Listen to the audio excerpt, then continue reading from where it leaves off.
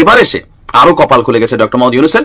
আরো বিশাল এক সংবাদ, ভারতে খুবই ন্যাক্কারজনক একটা ঘটনা ঘটেছে। অনেকটা ভয় পাচ্ছিলেন নরেন্দ্র মোদী, আর এজ এ রেজাল্ট আত্মহত্যার চেষ্টা করেছেন নরেন্দ্র মোদী। কিন্তু হঠাৎ করে কেন আত্মহত্যার চেষ্টা করেছেন ভারতের এই প্রধানমন্ত্রী?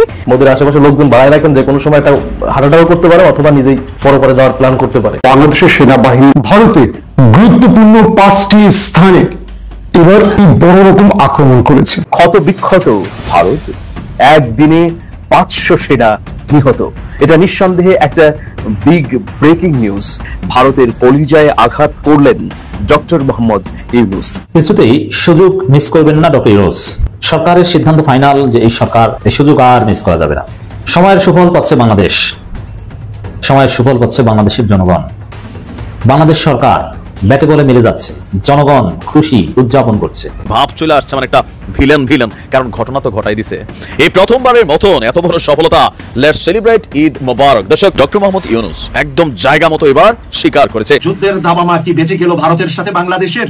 এই মাত্র মানব জমিন পত্রিকায় যে ব্রেকিং নিউজটি আছে সেই ব্রেকিং নিউজটি আপনাদের সামনে তুলে ধরছি। একই বাক্সে ভোট নেওয়ার জন্য তোড়জোড় চালিয়ে যাচ্ছেন বাংলাদেশের রাজনৈতিক অঙ্গনে আলোচিত রাজনৈতিক দল জামাতে ইসলাম, ইসলামী আন্দোলন এবং ইসলামী আন্দোলন সহ বাংলাদেশের আরো কিছু সিংহভাগ বড় বড় ইসলামিক রাজনৈতিক দলগুলো।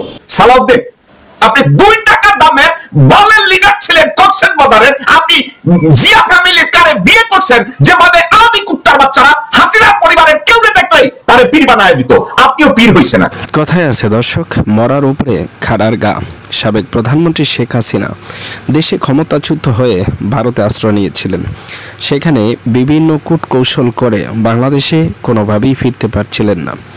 এ নিয়ে মোদি বিভিন্ন সময়ে বিভিন্ন বক্তব্য রেখেছেন এবং শেখ হাসিনাকে কৌশল করে বাংলাদেশে আবার ফেরত পাঠাতে চাইছেন। কিন্তু কোনো কিছুতেই যখন কাজ হচ্ছে না, তখন তিনি অন্য পথে হাঁটার চেষ্টা করেছিলেন, আর সেই পথেই বাধা হয়ে দাঁড়ান ডক্টর ইউনূস। এবার ডক্টর ইউনূসের সাথে পাঙ্গা নিতে গিয়ে নতুন করে আরেক বিপদে পড়লেন মোদি। পাকিস্তান ও কাশ্মীরকে নিয়ে নতুন করে যুদ্ধ বেঁধে যাচ্ছে ভারতের সাথে। ক্ষমতা হারাতে বসছেন সাবেক প্রধানমন্ত্রী নরেন্দ্র মোদী। বিস্তারিত আলোচনা থাকছে সেই বিষয়ে।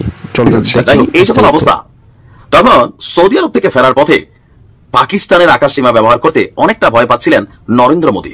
আর এজ এ রেজাল্ট ফেরার পথে তিনি আপনার পাকিস্তানের আকাশ সীমা দিয়ে ভারতে ফেরেননি। এই আকাশ সীমাটাকে এড়িয়ে গেছে নরেন্দ্র মোদীকে বহন করা বিশেষ এই বিমানটি। যদিও তিনি সৌদিতে যাওয়ার পথে এই একই আকাশপথ ব্যবহার করে, মানে পাকিস্তানের আকাশপথ ব্যবহার করেই সৌদি গিয়েছিলেন, কিন্তু মজার বিষয় হচ্ছে ফেরার পথে তিনি আপনার পাকিস্তানের আকাশপথকে স্কিপ করেছেন বা এই রুটটার বদলে অন্য রুট ব্যবহার করেছেন। এখন এটার কারণ কি? নরেন্দ্র মোদী ভারতে ফেরার সময় বিশেষ বিমান এয়ার ইন্ডিয়া 1 এই বিমানটিকে ব্যবহার করে তিনি আপনার ফিরেছেন। ফ্লাইট ট্রেকিং ওয়েবসাইট থেকে দেখা যাচ্ছে যে নরেন্দ্র মোদী সকালে সৌদি আরব যাওয়ার পথে মঙ্গলবার সকালে পাকিস্তানের আকাশপথ ব্যবহার করেছিলেন, কিন্তু ফেরার সময় তার বিমানটি আরব সাগরের উপর দিয়ে সোজা ভারতের দিকে মোড় নেয়। পরে গুজরাট দিয়ে ভারতের মূল ভূখণ্ডে প্রবেশ করে বিমানটি উত্তরের দিকে উড়ে দিল্লিতে গিয়ে অবতরণ করে। পরে দিল্লির পালম এয়ারফোর্স বেজে প্রধানমন্ত্রী মোদীর বিমান অবতরণের কিছুক্ষণের মধ্যেই তিনি পররাষ্ট্রমন্ত্রী এস জয়শঙ্কর এবং জাতীয় নিরাপত্তা উপদেষ্টা অজিত দোভালের সাথে একটা জরুরি বৈঠক করেছেন। মূলত আপনার মোদীর সফরটা ছিল আজকে পর্যন্তই, তবে কাশ্মীরের ঘটনায় সেই সফর সংক্ষিপ্ত করে তিনি ভারতে এসেছেন এবং স্থানীয় প্রতিবেদন বলছে সেখানে বেশ কিছু অবস্থা বা কি বলে মানুষ মারা গেছে। আর পেহেলগাম থেকে 3 মাইল দূরে পাহাড়ের চূড়ায় অবস্থিত বৈশারণে এই হামলার ঘটনা ঘটেছে। এখন পর্যন্ত কোনো গোষ্ঠী এই হামলার দায় স্বীকার করেনি। এরপর থেকেই আপনার পুরো কাশ্মীর জুড়ে বিশেষ সতর্কতা ব্যবস্থা নেওয়া হয়েছে, 144 ধারা জারি করা আছে। আর এছাড়াও এখানে বিভিন্ন গোষ্ঠীর সাথে যে কানেক্টেড ইস্যুগুলো আছে তাদের প্রতিও আপনার দিল্লি পুলিশের মাধ্যমে বিশেষ নিরাপত্তা বা এগুলো ব্যবহার করা হয়েছে। এমনকি রাষ্ট্রের গুরুত্বপূর্ণ ব্যক্তি হিসেবে মোদীর সিকিউরিটিও বাড়ানো হয়েছে। মোদী নির্ঘাত ভয় পাইছে যে এই ঘটনাগুলোর সাথে আপনি শিওর ভারতের মিডিয়াতে ঢুকলে দেখবেন যে পাকিস্তান সে আয়া এক লোগোं ने ये घटाया वो घटाया। তো জম্মু কাশ্মীরে অন্যায় নির্যাতন অনেক রকম হচ্ছে স্থানীয় লোকজনদের উপরে। এদের মধ্যে অনেকে নিজের মাটিতে কন্টিনিউ নির্যাতনের শিকার হয়ে সন্ত্রাসী হয়ে যাচ্ছে। তারপর যে কোনো সন্ত্রাসী হামলার বিরুদ্ধে আমাদের অবস্থান, যারা এই ঘটনা ঘটিয়েছে ন্যাক্কারজনক এই ঘটনা। তবে অনেকে বলছেন যে নরেন্দ্র মোদী ভয়ে পাকিস্তানের আকাশ সীমা দিয়ে ঢুকেন নাই, যে ওইখানে আবার কোনো ঘটনা ঘটা যায় কিনা। শুরু করি প্রথমেই যে গুড নিউজ দিয়ে। গুড নিউজ গুলো কি? সেটা হচ্ছে যে IMF প্রেডিক্টেড বাংলাদেশের মুদ্রাস্ফীতি 5.2% নেমে আসবে এবং GDP উইল গ্রো বাই 6.2%। অর্থাৎ দিস ইজ গুড নিউজ। এবং কেন এটা গুড নিউজ? কারণ এই তথ্যটা চূড়ান্তভাবে accurate. Why? Because this government is not manipulating information. অর্থাৎ ভুল তথ্য দিয়ে জিডিপি 7% গ্রোথের প্রেডিকশন দেখানো প্লাস অন্যান্য বিষয় যেগুলা সাধারণত তারা করে থাকে সেগুলা আপনার এখানে নাই। একদম রিয়েল তথ্য, রিজার্ভের রিয়েল ইকোনমিক বা ফিনান্সিয়াল আউটলুক বা প্রেডিকশনস যেগুলো একদম রিয়েল তথ্য বাংলাদেশের জন্য। Great news. 5.2% inflation, right? মানে will go down by 5.2%. That's a great news for people of Bangladesh. And also the growth is 6.2% GDP. Great news. This is a great news for Bangladesh. And why? আমি কেন এগুলোকে ভরসা করার জন্য বলবো? কারণ real information, real তথ্য। আপনারা জানেন যারা খুশি করার জন্য আপনাকে কোনো তথ্য দিবে না বর্তমানে গভর্নমেন্ট, এবং দে নট। এটা আমরা প্রত্যেকটা জায়গা থেকে আমরা দেখতে পাই। আপনিও খুশি হলো তারা তথ্যটা যেটা আছে সেটাই আপনাদেরকে তারা দিতে চায় বা জানাতে চায়, এটা আমরা দেখেছি।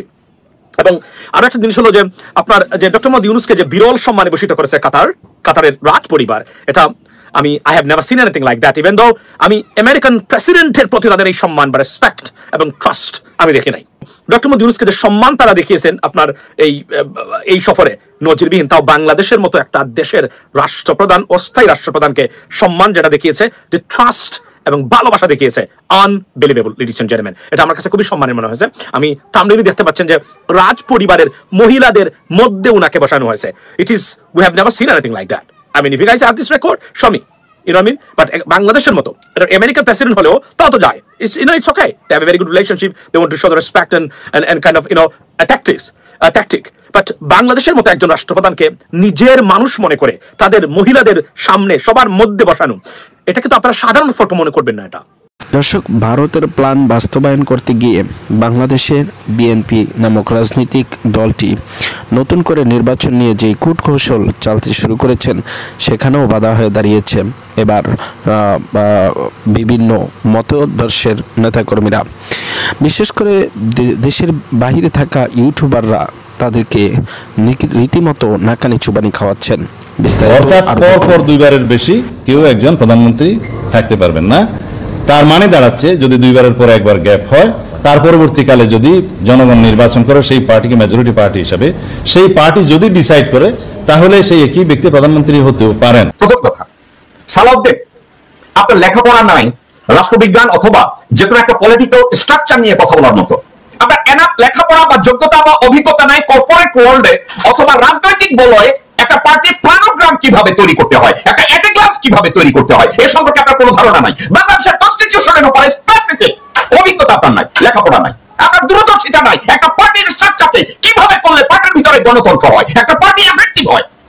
আপনি 2 টাকা দামে দলের লিডার ছিলেন কক্সবাজারের, আপনি জিয়া ফ্যামিলির কারে বিয়ে করছেন, যেভাবে আওয়ামী কুত্তার বাচ্চারা হাসিনা পরিবারের কেউ দেখলেই তারে পীর বানায় দিত, আপনিও পীর হইছেন এখন।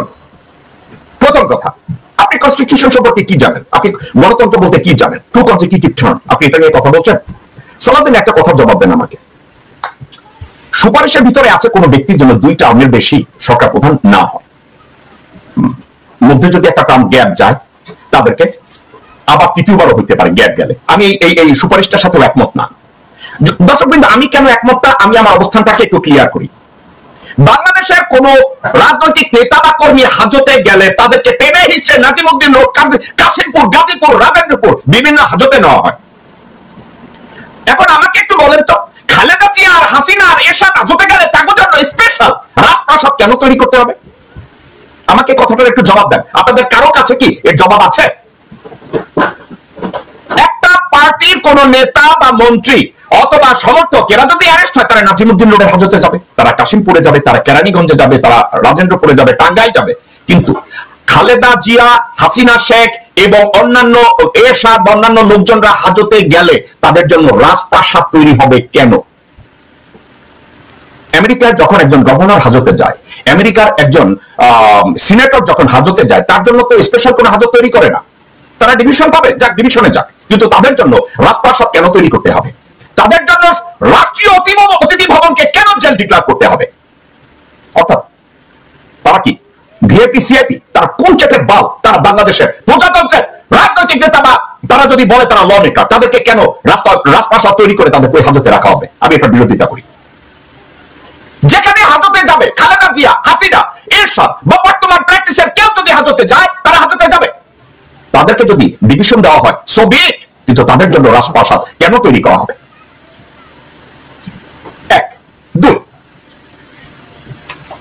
পলিটিক্যাল সায়েন্সের কোন টার্মে পড়ে না একজন ব্যক্তি 2 টার্মের বেশি